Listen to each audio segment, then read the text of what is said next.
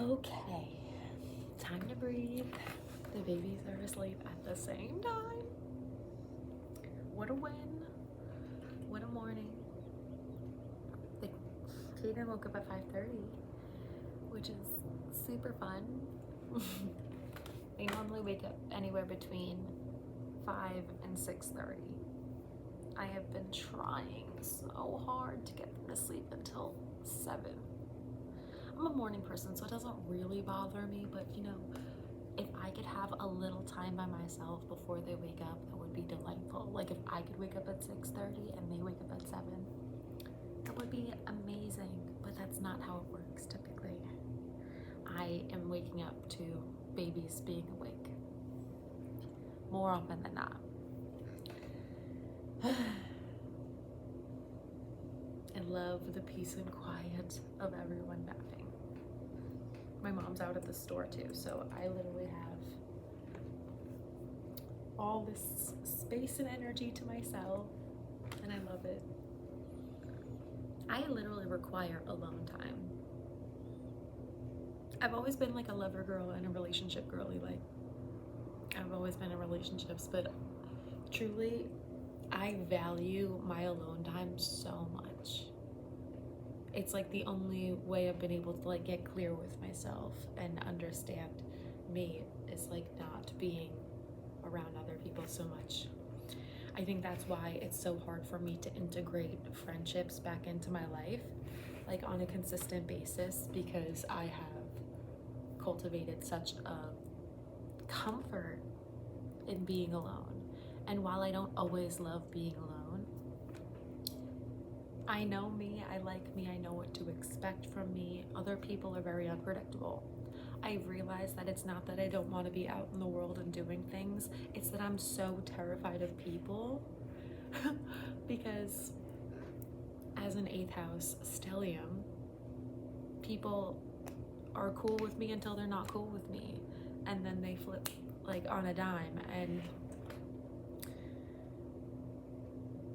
it's made me have a lot of trust issues. I want to be open and loving and feel more like myself because I used to be very people oriented, and now I am a hermit, a little bit of a loner, if you will, but I've found a lot of comfort in that. I found a lot of solace in that, and while that might bother other people, it is exactly what I needed to like come back to myself. And that's what I find to be the most important, because who are we if we don't know ourselves? Who even are we? We're just a mirror of the people around us, and at a certain point that gets really exhausting when you recognize that the person that you are showing up as is not the person who you resonate with. It's a hard thing to really look at yourself and recognize that you're even in that pattern. Not everybody does that. Like, both of my parents are very like, I am who I am. Nobody can change me even if they wanted to. So I don't know how I ended up being so adaptable and flexible. Maybe because of that, it was easier to be more flexible to what they wanted rather than to announce my own needs. Interesting. I guess we're having a therapy session. No, I'm just kidding. But that might be something you struggle with also. You might be around very headstrong people who are like, I know what I want, I know how to say it, and it has in turn made you feel dismissed or misunderstood or not heard. And that was a coping mechanism. That's not necessarily something that's not necessarily who you are. That was a coping mechanism you adopted to survive through those circumstances. And it's okay to have needs, and it's okay to create strong boundaries, because the right people are going to honor those boundaries. People who love you are not going to intentionally overstep your boundaries. They're going to love you and respect you and honor what is best for you at the end of the day.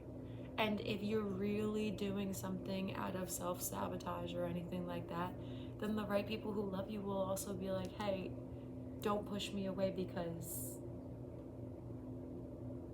you're going through it. That might be something for somebody. I've been there before too, so it's casual.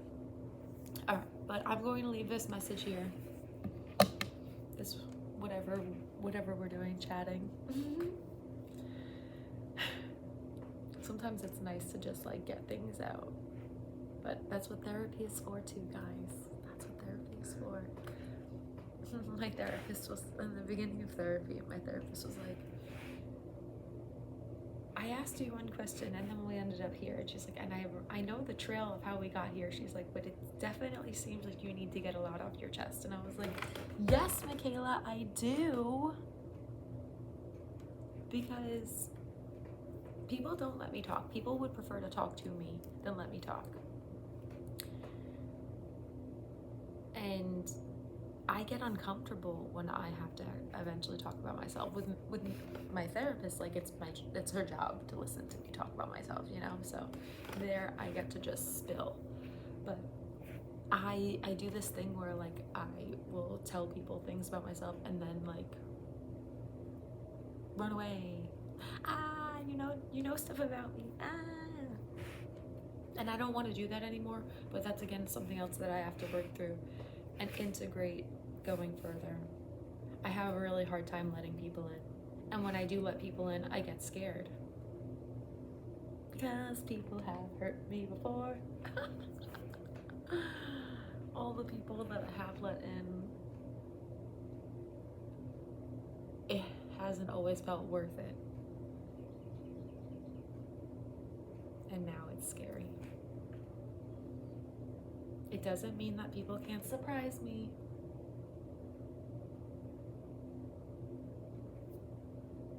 But it's still scary because I've been let down a lot. We still have hope for better. We still have hope for more because I deserve better. You deserve better if you're on this message. And you don't gotta be doing the most in order to get that. Like, you deserve that just by being you in this moment, no matter your circumstances. Okay? So I'm sending you lots and lots of love. You are amazing just by being you, authentically you, no matter how that is and what you have. Things have never been something I give a shit about. Things come and go. They're literally just items, things. But character, that speaks volumes. And your character is what defines you at the end of the day, at least in my book. So remember, you are a shining light and you are here being your unique self and soul, and the world needs that, okay? I'll talk to you soon. Bye.